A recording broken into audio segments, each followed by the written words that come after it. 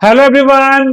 Unit 6 theorem converse of BPT जो board exam में आने के 100% चांस हैं।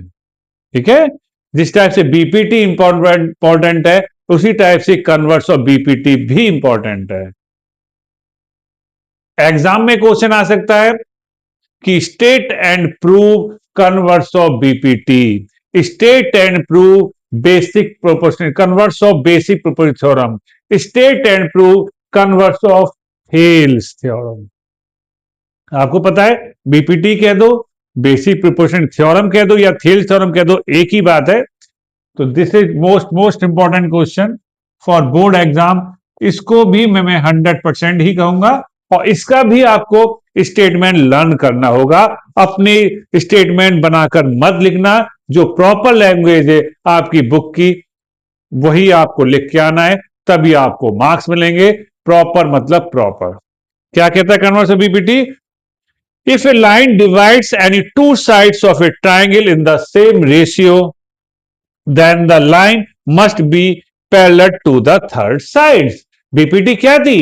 एक ट्राइंगल था, उसमें एक लाइन पैरेलल थी और लाइन पैरेलल ने दो स्लैंट लाइन को जो डिस्टिंक्ट पॉइंट पे काटा उसके अलोंग रेशो सेम होता था, दैट इज बीपीटी। अब उल्टा आ जाइए, अब इस क्वेश्चन में क्या है? रेशो हमें सेम दे रखा है और लाइन को पैरेलल दिखाना है। क्या कह रहा है क्वेश्चन कि एक triangle, if A line divides any two sides of A triangle same ratio, अगर एक लाइन है सपोज डी मान लीजिए आप, और वो एक लाइन को दो सेम रेशियो में डिवाइड कर रही है, ठीक है, then the line must be parallel to third side. तो ये जो लाइन है डी वो बीसी के पैरेलल होगी। तो सबसे पहले हमें क्या करना होगा इसमें? हमें गिवन टू प्रूव, ठीक है, और कंस्ट्रक्शन पॉसिबल है कंस्ट्रक्शन भी कर दीजिएंगे और प्रूफ ये आपको लिखना होगा। सबसे पहले हमने एक डायग्राम बनाया एबीसी, तो हमने लिखा a triangle ABC and a line L intersect A B at D. एक लाइन एल है जो ए बी को डी पॉइंट पर काटती है एंड ए सी को ई पॉइंट पर काटती है। ठीक, तो हमें क्या दिया हुआ है कि AD upon DB equal to A upon E C हमें दिया हुआ है। यस, और प्रूफ क्या करना है? D parallel BC. हमने यहां पे एक छोटा सा कंस्ट्रक्शन कर दिया।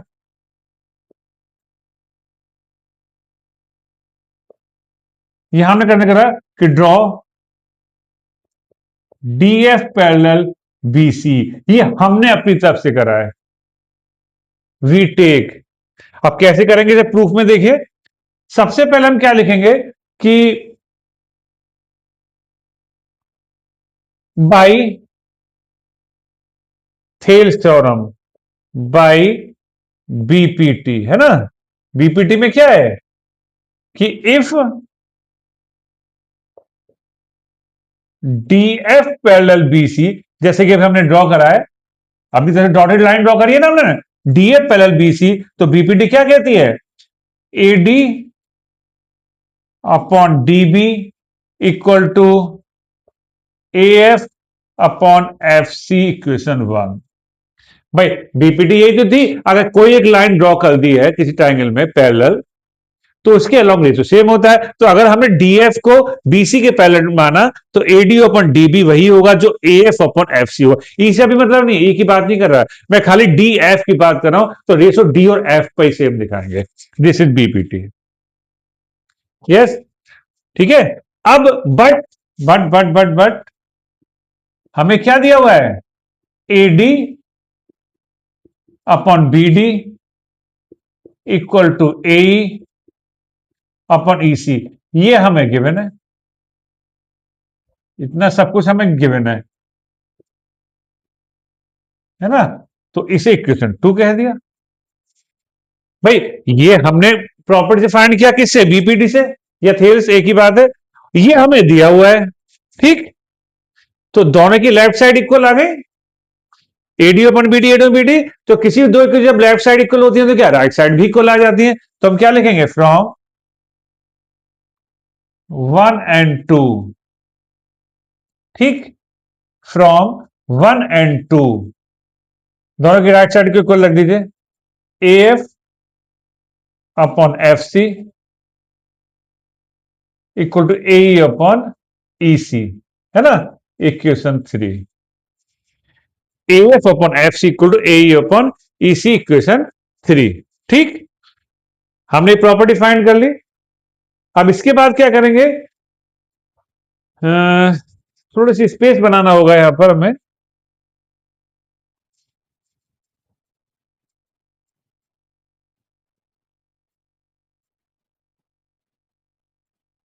अब इसके बाद क्या करेंगे, यहां पे एक ट्रिक है, याद करनी होगी आपको, एडिंग। देखिए प्रूफ वाले क्वेश्चन जो थ्योरम बेस होते हैं उसमें स्टेप तो आपको याद रखनी ही पड़ेगी कि इसके बाद ये, हमें कैसे पता लगेगा एग्जाम में यही करना, वो प्रैक्टिस पर डिपेंड करता है, उसका कोई इलाज नहीं है। हाँ, स्टेप समझ में आने चाहिए कि आएगा विद रीजन, तब आप उसे लर्न रख पाएंगे। तो एडिंग इक्वेशन वन, वो एड इक्वेशन मत करिए, adding one on both sides, left में प्लस कर दीजिए one, A F upon F C plus one equal to A upon E C plus one. इधर भी प्लस वन कर दीजिए, इधर भी कर दीजिए, ले लीजिए LCM.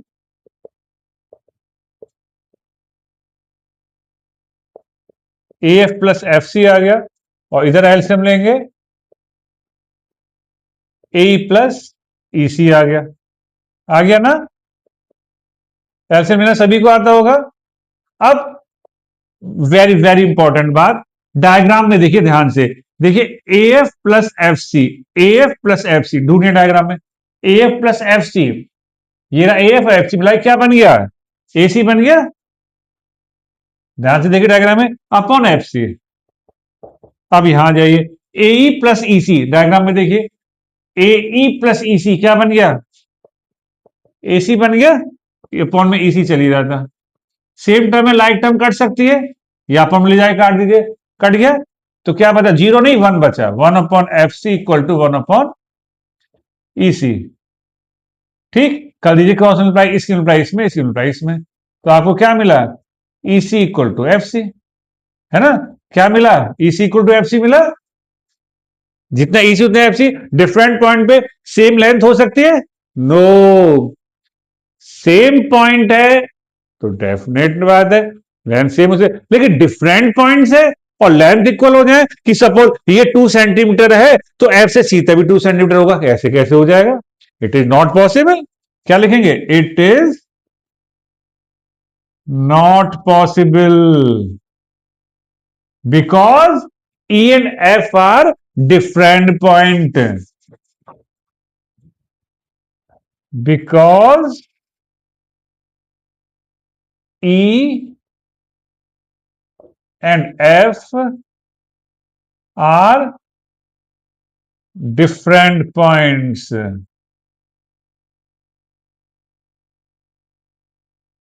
But it is possible if E and F are same point. Possible तो हो जाएगा अगर ई और एफ एक ही पॉइंट हो, ई जहां ई पॉइंट है वहीं एफ पॉइंट हो, एक के ऊपर एक, तो पॉसिबल हो सकता है। ठीक है, समझ में आ गया, हैंस पॉसिबल होगा अगर सेम पकड़ रहा है, हैंस क्या प्रूफ करना था, hence D parallel B C, D parallel B C, तो यही था कन्वर्स ऑफ बीपीटी।